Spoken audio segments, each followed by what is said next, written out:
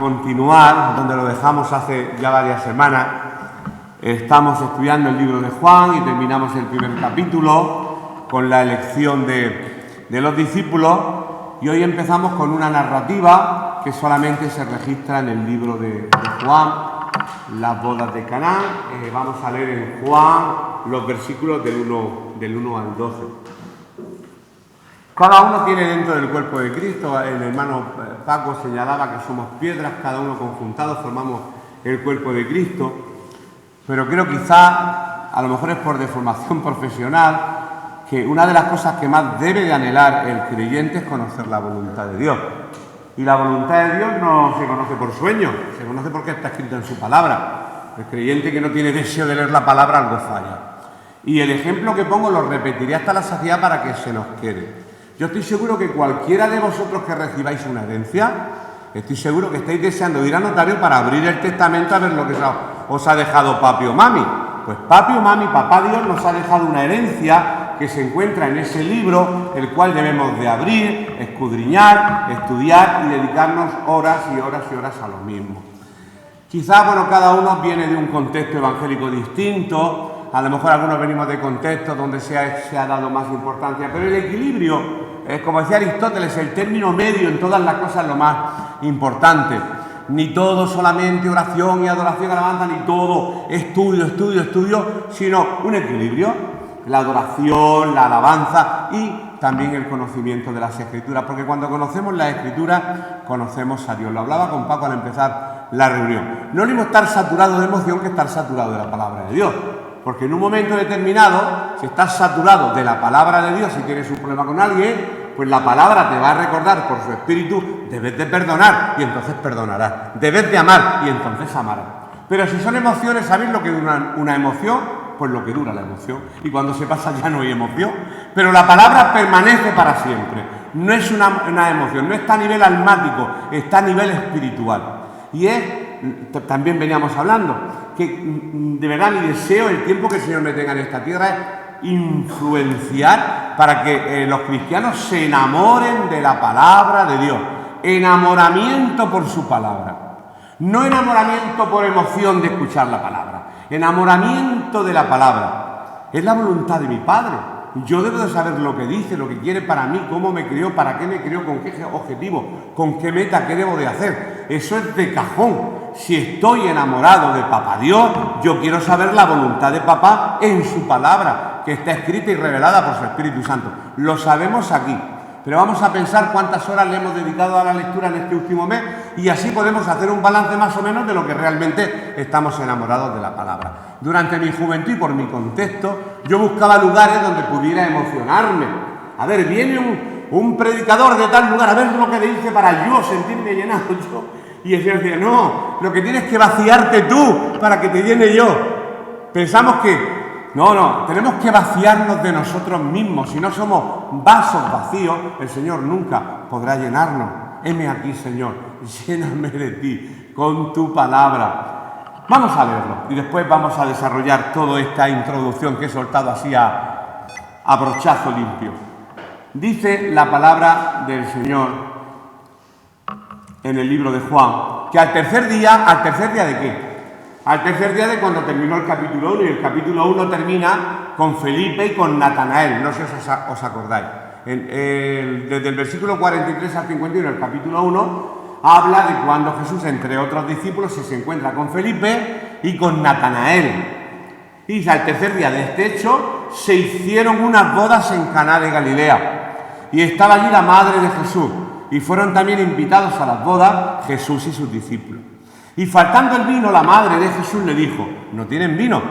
Jesús le dijo, ¿qué tienes conmigo, mujer? Aún no ha venido mi hora. Su madre dijo a los que servían, haced todo lo que os dijere. Y estaban allí 6 tinajas de piedra para agua, conforme al rito de la purificación de los judíos, en cada una de las cuales cabían 2 o 3 cántaros.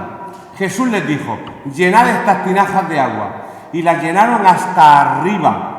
Entonces les dijo, sacad ahora y llevadlo al maestresal.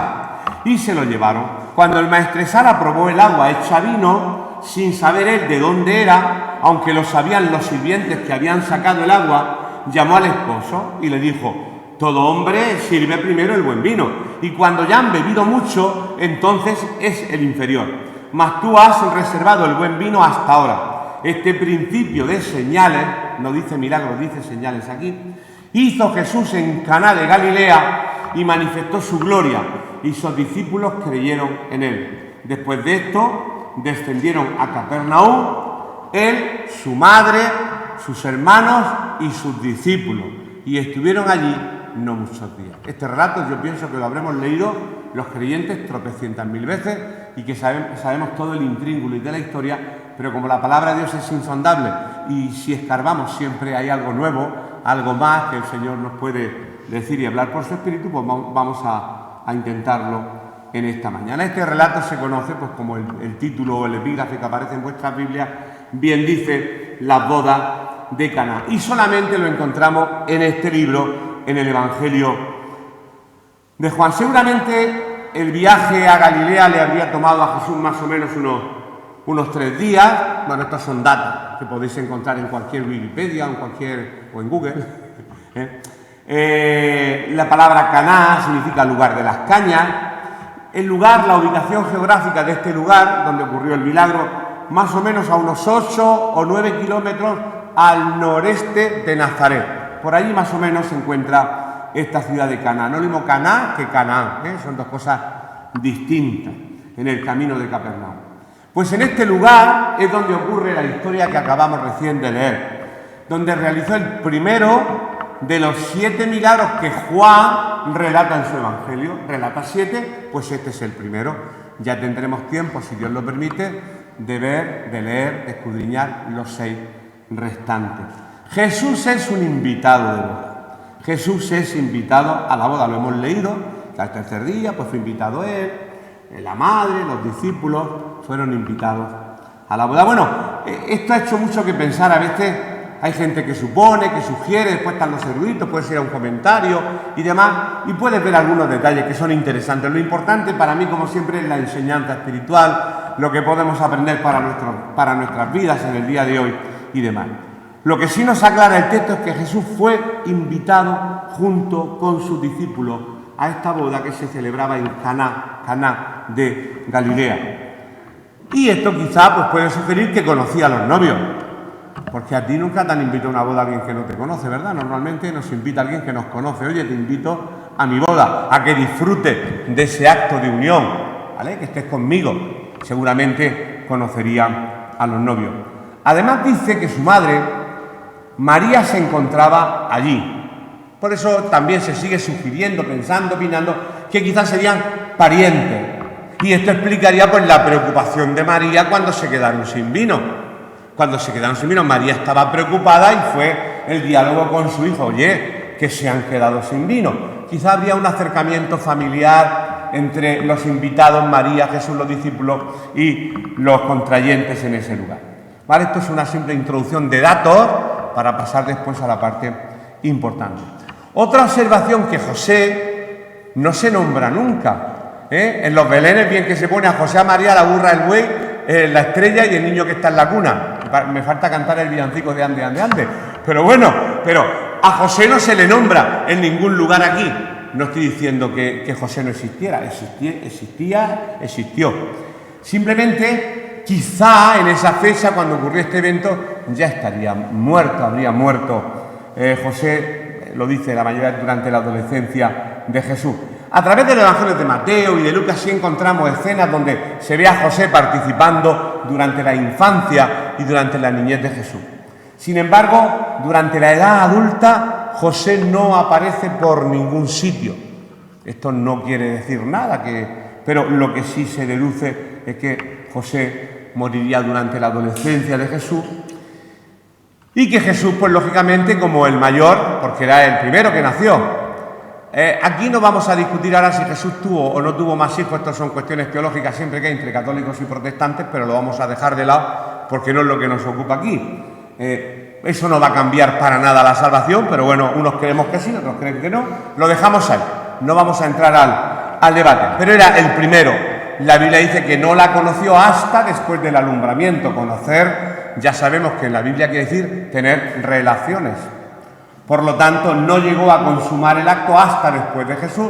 Por lo tanto, Jesús sería el hermano mayor y tuvo que sostener pues, a la madre y a los hermanos. Bien, estos son sugerencias todos. Algunos opinan que por esta razón Jesús empezó su ministerio a los 30. Se han hecho muchas sugerencias de tipo teológico, de tipo... No es que los 30 es la edad de la madurez donde el hombre ha alcanzado, y a lo mejor tiene una explicación mucho más natural, que quizá tendría que estar trabajando en la carpintería de papi hasta que tuviera cierta edad, hasta que todos los hermanos fueran, estuvieran ya iniciados en su trabajo y se valieran por sí mismos para él arrancar, irse allá con su pariente Juan e iniciar su ministerio. En la cultura judía, porque estamos hablando de una boda, las bodas eran muy importantes, como dentro de la cultura gitana. Dentro de la cultura gitana la boda tiene un peso muy, muy hermoso. Pues dentro de la cultura judía era un evento muy, muy especial. ¿Cómo era la costumbre de las bodas justo en la época de Jesús?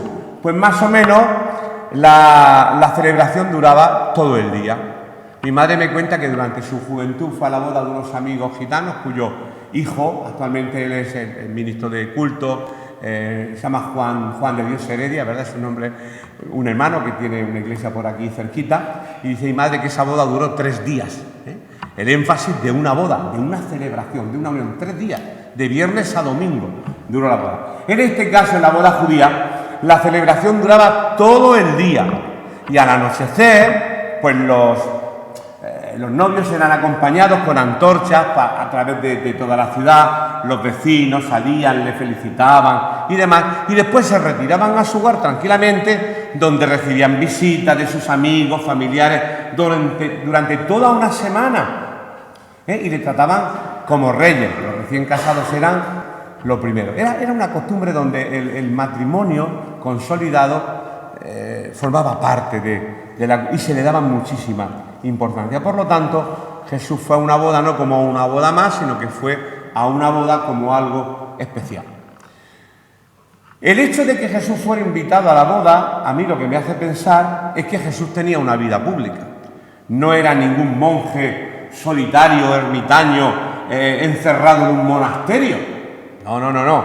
Él tenía vida pública y participaba en los eventos sociales de su pueblo, y aquí concretamente lo vemos en una boda. Ahora no vamos a analizar cómo era el intríngulis de la boda, porque ahora vamos a hablar del vino, y vamos a hablar del baile, y vamos a hablar de las connotaciones culturales, porque a veces podemos sacar de contexto o quizá inventarnos algo para justificar cosas, pero la palabra de Dios siempre es muy clara. ¿Cuál es el problema principal que surge en la boda? Que el vino escasea. El vino escasea y eso era un compromiso. Imagínate en una boda, en lugar de ponerse a hacer actos de celebración en lugares públicos, pero las bodas de antaño que se hacían en un lugar tuyo, en un bajo, en una cochera, en un campo, y falta comida, eso es un compromiso para los contrayentes. Vienen un montón de personas a la boda y algo falta, algo falta. Normalmente, cuando se prepara un evento, lo que queremos es que sobre comida, no que falte. Por eso la situación era un poco tensa, sobre todo para los novios y los familiares de los novios. Pero cuando faltó el vino, la madre de Jesús, sin mediar palabras, se dirige a su hijo y dijo: no tiene vino. Pero claro, parece ser que Jesús no le respondió de buena manera, pero esto es como los WhatsApp. Como en los WhatsApp no vemos las intenciones, sino que son palabras y no emociones, a veces nos confundimos y hay muchos malos entendidos por culpa de los WhatsApp. Esto fue como un WhatsApp, porque lo leemos en la Escritura, pero no vemos el tono con que Jesús le respondió a su madre. ¿Qué tienes conmigo, mujer? Suena como: ¿a ti qué te importa? Eso es a lo que nos suena, ¿verdad? ¿Y a ti qué te importa? No te metas donde no te han llamado. ¿Qué vela te han dado en este entierro? Son frases típicas muy españolas, o dichos. Sin embargo, su madre dijo: anda, haced lo que él os dijere. Es la respuesta que tiene María. Definitivamente, como he dicho, las bodas eran una de las festividades más importantes en la vida de los judíos, y la hospitalidad pues, de los novios y por parte de los familiares pues, era exquisita en cuanto a preparativos y demás. Ahora, el hecho de que el vino se hubiera terminado no era un problema, era un verdadero problema. ya que esto lo que iba a causar es que los esposos quedaran en vergüenza delante de todos sus invitados por la escasez del elemento principal. Y aquí ya empiezan las discusiones, pues yo he tenido muchas discusiones, debates, vamos a llamarle debates, por el tema del vino. Ya sabéis que hay ciertos países donde, por ejemplo, vienen a nuestras iglesias y cuando toman el vino dicen, ¿cómo que esto lleva alcohol? Pues porque el vino fermentado la vida lleva alcohol. Y el vino que Jesús bebió en Pesach, yo pienso que llevaría alcohol, no lo sé. En ningún lugar dice que fuera zumo de uva. Pero no vamos a discutir tampoco eso. Vamos a hablar de la boda con naturalidad. Y nosotros cómo religiosamos los textos según nuestra conveniencia y según nuestra cultura. El vino era un elemento importante, también muy importante, en todas las celebraciones. Y en las nuestras también el vino es importante, Entendemos de Jumilla, de Rioja, anda que hablando de vino desde un púlpito como suena un domingo por la mañana, ¿verdad? Suena un poco extraño, pero hay que hablarlo. La Biblia habla de vino, ¿por qué no voy a hablar yo de vino? Lo consideraban un ingrediente especial para la alegría. ¿Cómo? Para la alegría, aunque no para conducir a la borrachera. No es lo mismo. De hecho, la borrachera era considerada como pecado y rechazado por los rabinos. Este asunto del vino se ha tergiversado, que si mosto de uva o que si se diluía con 3 partes de agua por 1 parte de vino. El caso es que el que quiere discutir esto salirse con la suya. El vino es pecado, hermano, y como lo bebas te vas a ir al infierno. Cuando intentamos ser muy religiosos, cogemos la doctrina, cogemos el texto, lo sacamos del contexto y hacemos un pedazo de pretexto. Es muy fácil cuando queremos, lógicamente, barrer para nuestro tejado. Pero bueno, seguimos sin discutir porque lo que se trata en esta mañana es de bendecir con su palabra. Faltaba el vino. Yo siempre cuando inicio una conversación de este tipo y hay tirantes, digo, vamos a ver, si realmente el vino es tan malo, ¿por qué Jesús no convirtió el vino en zumo de naranja? El agua en zumo de naranja o el agua, yo qué sé, en Coca-Cola. Claro, si es tan malo, pues mira, zumo de naranja, no, vino. Y ahí empiezan ya, no, pero es que el vino en la época de Israel parece ser que una parte he leído de todo. Os aseguro que ayer estuve leyendo de todo sobre el vino en un montón de libros. He leído de todo al respecto. Claro, algunos me dicen, Dominguito, que a ti te gusta el vino, por eso lo defiendes. Eso me lo han llegado a decir. Pero bueno, vamos a seguir con el tema y no detenernos en el vino precisamente. Esto no significa que en muchas fiestas, lógicamente, lo dice, que habían abusos a veces. Habían abusos y se producían borracheras. Pues claro, siempre está la persona que se pasa de rosca y se emborracha, pues como los griegos acostumbraban en sus fiestas, los romanos en las bacanales romanas, a excederse, tanto en comida como en bebida. Yo recuerdo estando en un centro de rehabilitación, colaborando hace ya mucho tiempo, en los años 90, en España hay una bebida que se llama sangría, la conocéis todos, ¿verdad? La sangría española se conoce. Lleva un poquito de vino. E hicimos para los 300 chicos que habíamos allí, pues un bidón de 200 litros. 200 litros de sangría. Claro, los que tenían la adicción bebían y bebían. Digo, muchachos, pero si lleva 1 litro de vino en los 200. Bueno, pero en algún momento cogeré el punto, decía aquel muchacho. En algún momento. ¿Por qué? Porque lo que buscaba, la intención secundaria realmente era ponerse a gusto, era emborracharse. Por eso Dios dice que sobre toda cosa guardada, no guardes tu ingesta, guarda tu corazón porque del mana la vida. Y en las intenciones del corazón es donde generalmente está el pecado. Lo demás yo casi siempre le llamo religiosidad, o tradición, o costumbre, o cultura. Pues ante el hecho de la vergüenza que pasaría a la pareja, María pues se preocupa y le dijo a Jesús que no tenían vino. María sabía que Jesús podía obrar un milagro. Sin embargo, Jesús le responde, como os he dicho, esta frase: ¿qué tienes conmigo, mujer? Aún no ha venido mi hora. Es lo que literalmente le dice María a su hijo.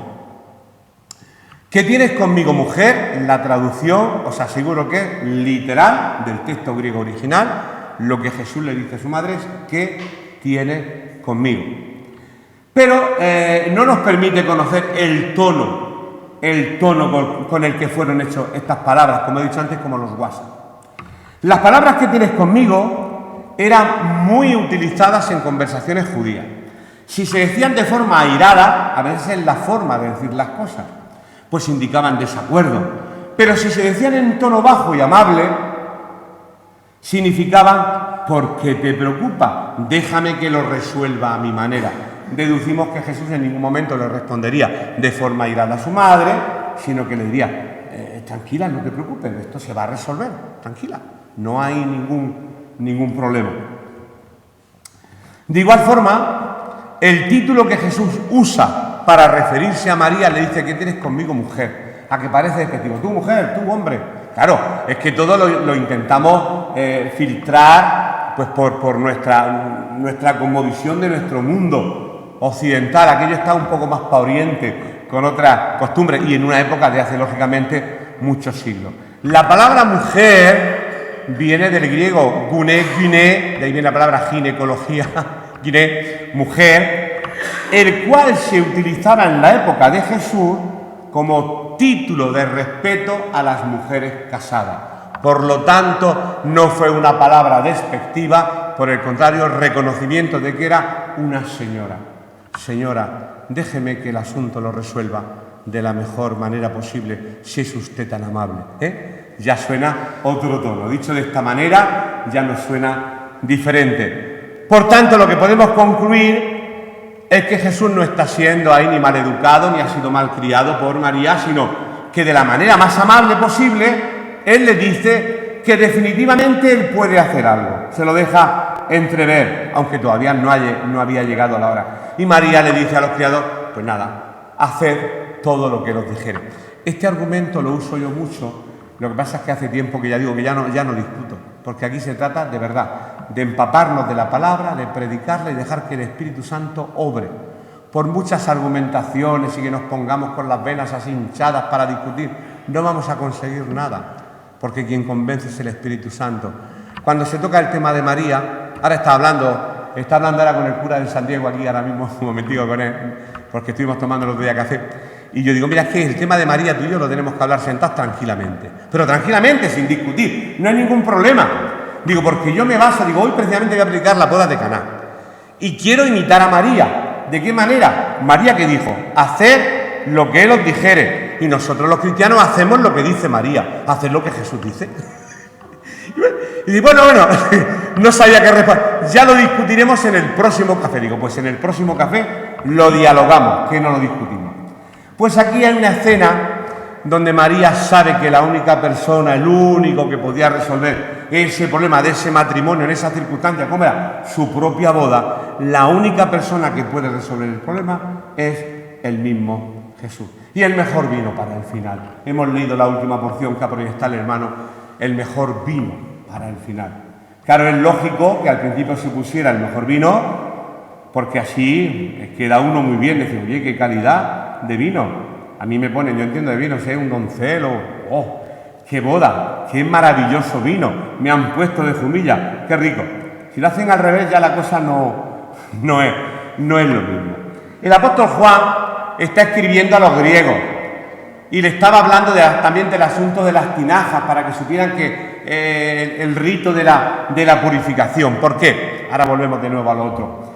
Porque según la tradición judía, cuando un viajero llegaba a una casa de una familia, pues parte de la hospitalidad consistía, además del beso, el abrazo, lo que fuera, era darle agua, pues para que se lavaran los pies. Los caminos no estaban asfaltados, eran de tierra y era de lógico mancharse los pies. Agua para lavarse los pies. También el agua era necesaria porque antes de sentarse a la mesa había que pasar por el rito de la purificación y el lavamiento de manos. Por lo tanto, el agua era necesaria.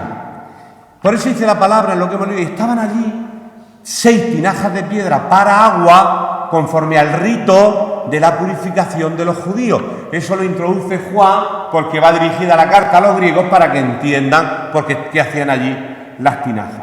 Si queremos datos de tinaja, bueno, tinaja es judría en griego y la capacidad era de unos 40 litros en cada cántaro, o sea, 3 cántaros llenaban una tinaja, redondeando para no seguir en 120 litros por tinaja. Imaginaros la cantidad de litros de vino que el Señor convirtió el agua en vino, mucho vino para la fiesta. Fueron llenadas de agua por los sirvientes y luego Jesús ordenó que las sacaran y lo llevaran al maestresala, al maestro de ceremonias, que se asombró de ver cómo esto sabe a buen vino. Y ahí fue el diálogo con oye, lo habéis hecho mal, porque el buen vino se saca al principio, el buen vino no se saca al final, porque cuando ya la gente empieza a beber ya se pone un poco contento y ya no se va a acordar si el vino es bueno o es malo, ¿vale? Aquí esto suena un poco así, no muy cristiano, hablar del vino, de beber, pero está aquí, yo estoy leyendo la Biblia, no estoy leyendo ni el Quijote de verdad, ni otro libro, ni el Principito de Antoine de Saint-Exupéry, estoy leyendo la palabra del Señor.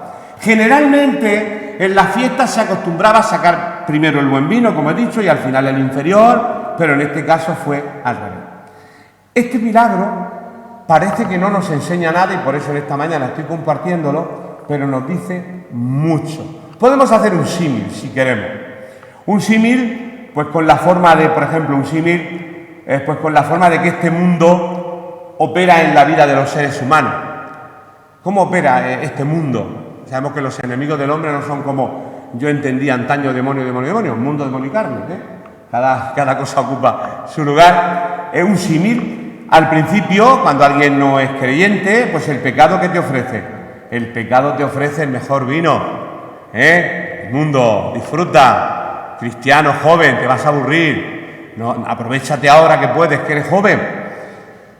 Para complacer los bajos deseos. Sin embargo, luego viene lo peor, las consecuencias del pecado. Porque creo que el pecado siempre tiene consecuencias.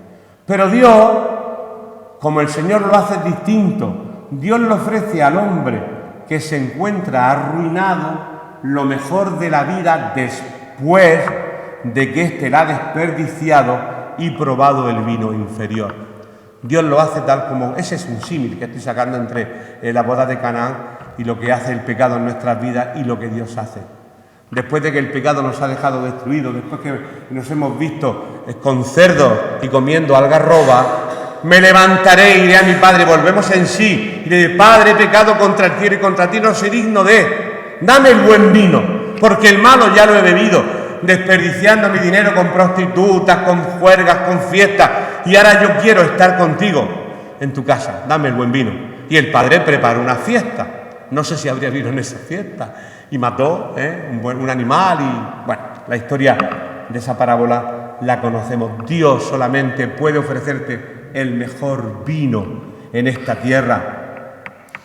Y Juan también dice que este fue el principio de señales. Bueno, el tema de llamarle señales o milagros, no os preocupéis que son simplemente sinónimos. Y lo que confirmaban era la divinidad de Jesús. No era otra la intención de Juan al llamarle señales en la traducción. Seguimos hacia adelante.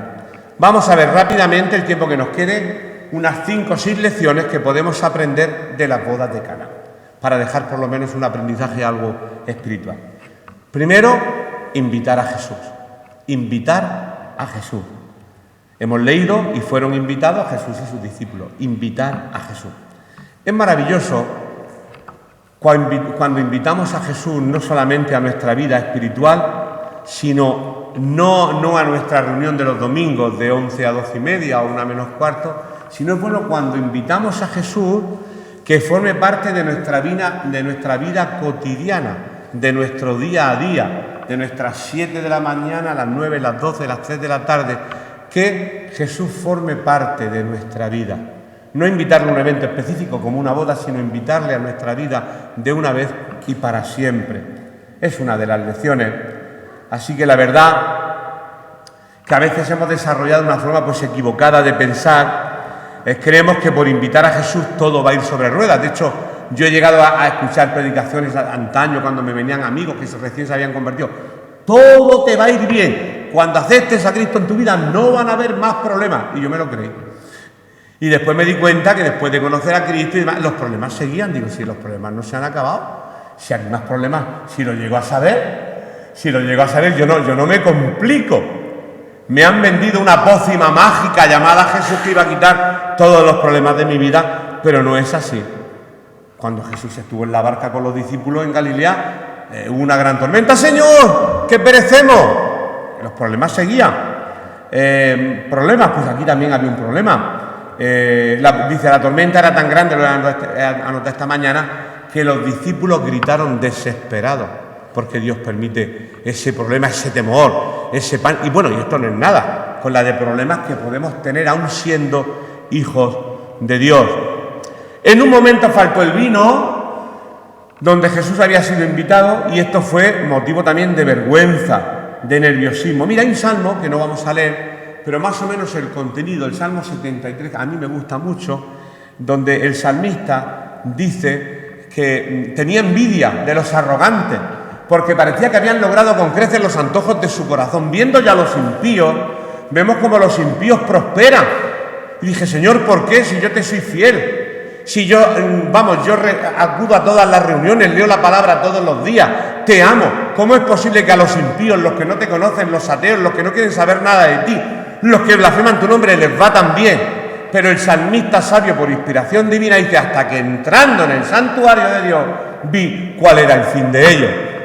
Cuando conocemos que la vida eterna pertenece a los hijos de Dios, y quien no tiene a Cristo no tiene la vida, si somos conscientes del que no tiene a Cristo va a estar alejado de Dios, veremos que merece la pena este caminar, este desierto, este valle a veces de lágrimas, porque el que debemos de pasar para entrar a la presencia de Dios. Por lo tanto, primero invitamos al Señor, teniendo claro que no estamos exentos de dificultades, tentaciones, problemas, muerte de familiares, no estamos exentos. Eso puede ocurrirle a la vida de un creyente como la de un incrédulo. Otra cosa que podemos aprender, el ejemplo que nos da aquí María. Cuando faltó el vino, pues la madre no tienen vino. A ver qué ejemplo podemos seguir de María. Pues mucho de la conducta de María. Tenían un problema sus familiares o sus amigos, y él podría haber reaccionado como Caín. ¿Soy yo acaso a mí que me interesa que no haya vino? No, ¿qué me importa? Pero sin embargo actuó como un principio bíblico de Filipenses 2:4. Actuó conforme al principio bíblico de Filipenses 2:4. Le importó el asunto. Al creyente tiene que importarle el problema del otro. No miréis cada uno por lo suyo, sino por lo del otro. Uy, eso es difícil. Lo leemos y decimos amén, gloria a Dios. Es tan sencillo decir amén cuando escuchamos un versículo, pero está diciendo no miréis cada uno por lo suyo propio, sino por lo del otro. ¿Verdad que nos levantamos por la mañana pensando en lo que necesita el vecino? ¿O no? En lo que nos vamos a poner. Se hace juego. Mi hija me dice, papá, ¿esto me conjunta con esto?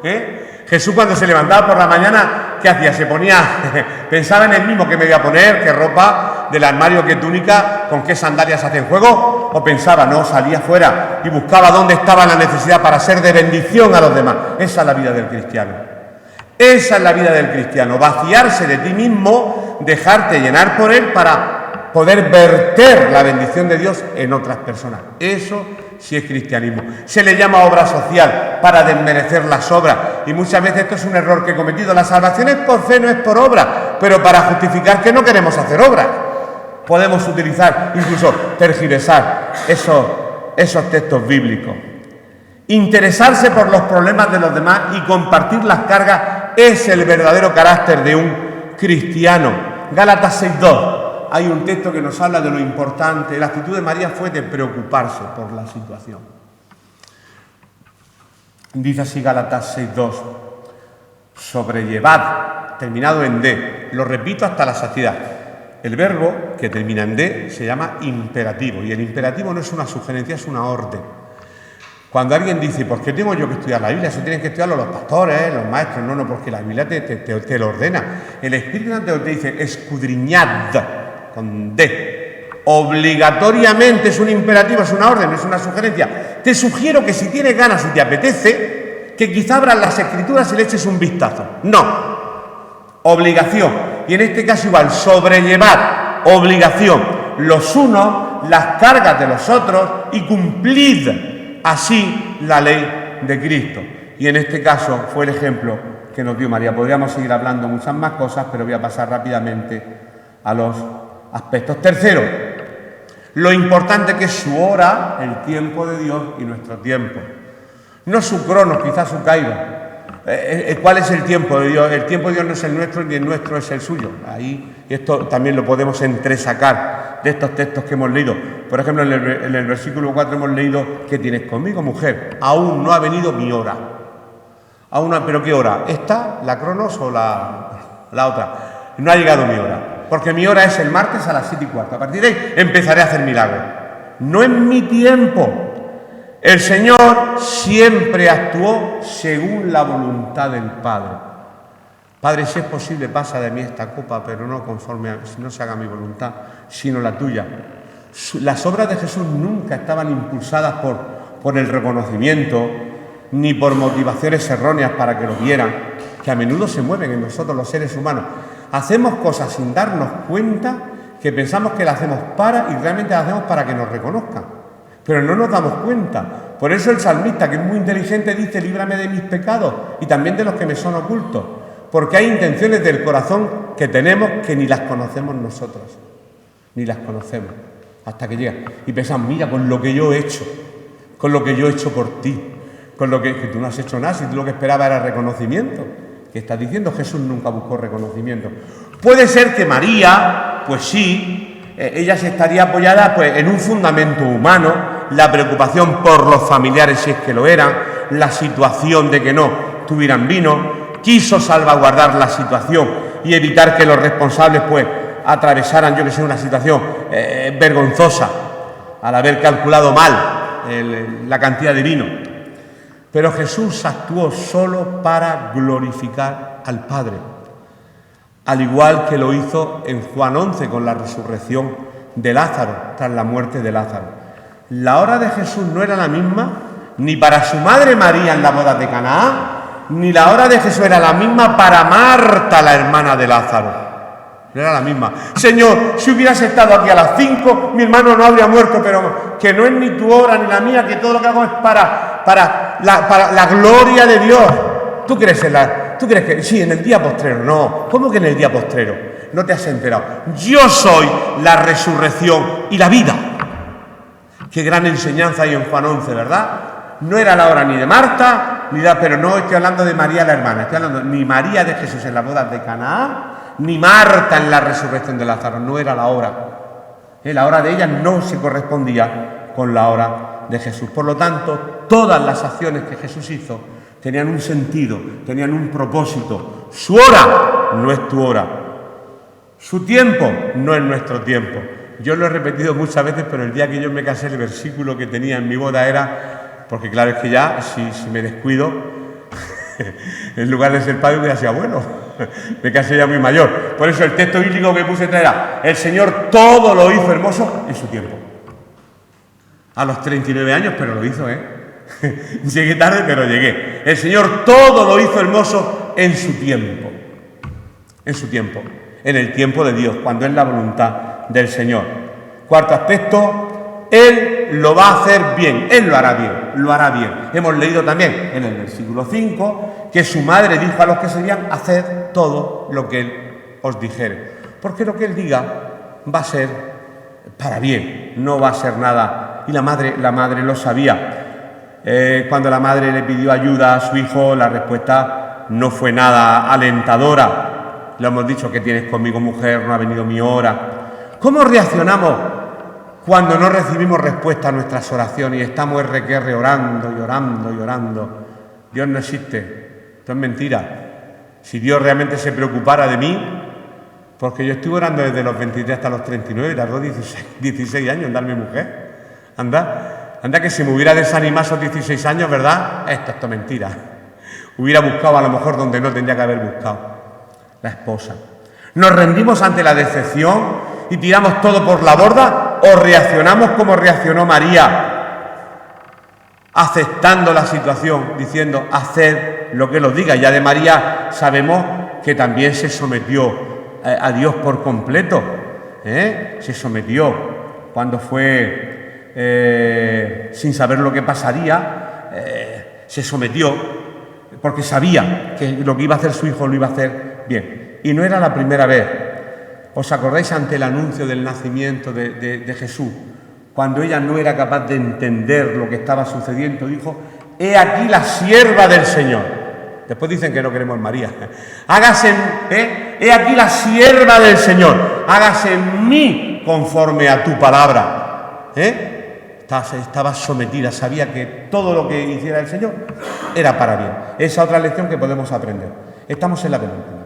Sin tinajas de agua vacía no pasará nada. En el Antiguo Testamento ya leímos cuando le escaseó a la viuda el aceite. Busca tinajas, todas. Y cuando cesaron las tinajas, cesaron el aceite. Claro, cuando no hay hueco que ocupar, cesa. Pero mientras que haya hueco en tu vida, lo va a ocupar la palabra de Dios y lo va a ocupar el Señor, no otras cosas que ocupamos todos con TikTok, con Instagram y con esas cositas, ¿verdad? Sin tinaja de agua vacía no va a pasar nada. En el versículo 7 también leímos que Jesús le dijo: llenad estas tinajas de agua. Y las llenaron, no dice por la mitad, las llenaron hasta arriba. Las llenaron por completo. Podemos ver una referencia a los cántaros de agua, por ejemplo, en 2 de Corintios 4:7, para leer un par de versículos. Una referencia, 2 de Corintios 4:7, dice así la palabra. Pero tenemos este tesoro en vasos de barro, para que la excelencia del poder sea de Dios y no de nosotros. Deberíamos de poner en práctica lo que Jesús dijo con motivo de esa boda. Llenad estas tinajas de agua. Junto con el consejo de María, haced todo lo que Él os dijere. Obedecer a Jesús. Llenad. Pero para llenar algo, antes hay que vaciarlo. Si te pido agua y tu vaso está sucio, tienes que limpiarlo para llenarlo. Limpiar, vaciar nuestras vidas, limpiarlas y dejarlas que Él las llene. De esa manera otros podrán beber el agua viva de Cristo en tu vida y en mi vida. Lo leo. Como cántaros podemos llenar nuestras vidas con agua para que Jesús sea glorificado. El agua es un símbolo de la palabra de Dios.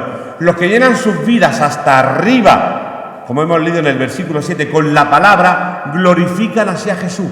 Cuantos más llenos estemos de ella, más glorioso será el resultado. Y otros disfrutarán del fruto del milagro. Si dejamos que la palabra de Dios nos llene, todos quienes nos rodean se maravillarán y reconocerán que somos un perfume agradable a Jesucristo. Así que hagamos lo que Él nos dice y vaciémonos de nosotros mismos y llenémonos de la palabra del Señor. Y última enseñanza que entre acá podríamos sacar, eso de lo mejor está por llegar, no como una fórmula mágica, lo mejor está por llegar, no en el sentido, a lo mejor no es precisamente lo que estamos esperando, pero el versículo 10 del pasaje que hemos leído dice: todo hombre sirve primero el buen vino y cuando ya han bebido mucho, entonces el inferior, mas tú has reservado el buen vino hasta ahora. Eso es lo que hemos leído. En este primer milagro vemos un principio bíblico que a mí me anima. El vino bueno, el mejor, llega al final. Y esto es un dicho popular, ¿verdad? Lo mejor está por llegar, hermano, lo mejor está por llegar. Después de la tormenta siempre viene la calma. Son frases que, vale, no es bíblico, lo decimos. Bueno, pero cuando todos estaban decepcionados por la falta del vino, llegó la inesperada sorpresa. Hay situaciones de las que nosotros pensamos que nunca vamos a salir. Incluso empujamos puertas que el Señor no quiere que se abran, pero nosotros las rompemos. Esa no es la puerta, pero forzamos situaciones. Y cuando forzamos las situaciones, las cosas no salen como deberían de salir. Claro, no es el tiempo de Dios, o no es el lugar, ni la forma de hacerlo. Había decepción, y en el momento llega la inesperada sorpresa. Moisés y el pueblo estaban decepcionados. El mar rojo delante y los egipcios detrás. ¿Cómo iban a atravesar ese mar? Decepcionadísimos. ¿Para qué hemos salido de Egipto? Echo de menos las cebollas, los puerros, los ajos, el látigo de Faraón. Echo de menos el pecado del mundo. Quiero volver atrás. Quiero de nuevo a ser esclavo de Faraón. Porque menudos problemas ser cristiano. Moisés, ¿qué tiene en la mano? Lo poco que tiene es una hora, pues toca el mar. Que se abra y que pasen mis hijos. Actúa en fe. Y pudieron atravesar el Mar Rojo, situaciones, porque lo mejor estaba por llegar. Termino con esta última frase. Aquellos que han invitado a Jesús a sus vidas, lo saben bien, lo mejor está por venir. Y será tan maravilloso que todos quedaremos asombrados. Por lo tanto, Cuenta con Jesús y con lo que Él quiere hacer en tu vida. Lógicamente en esta tierra, en el mundo, tendréis aflicción, pero confiad, yo he vencido al mundo. Y bueno, y aun cuando cerremos nuestros ojos y nuestro corazón del último pálpito en esta tierra, estaremos en la misma presencia del Señor. Así que con esta palabra, hoy lo dejamos y Dios mediante el próximo domingo continuaremos.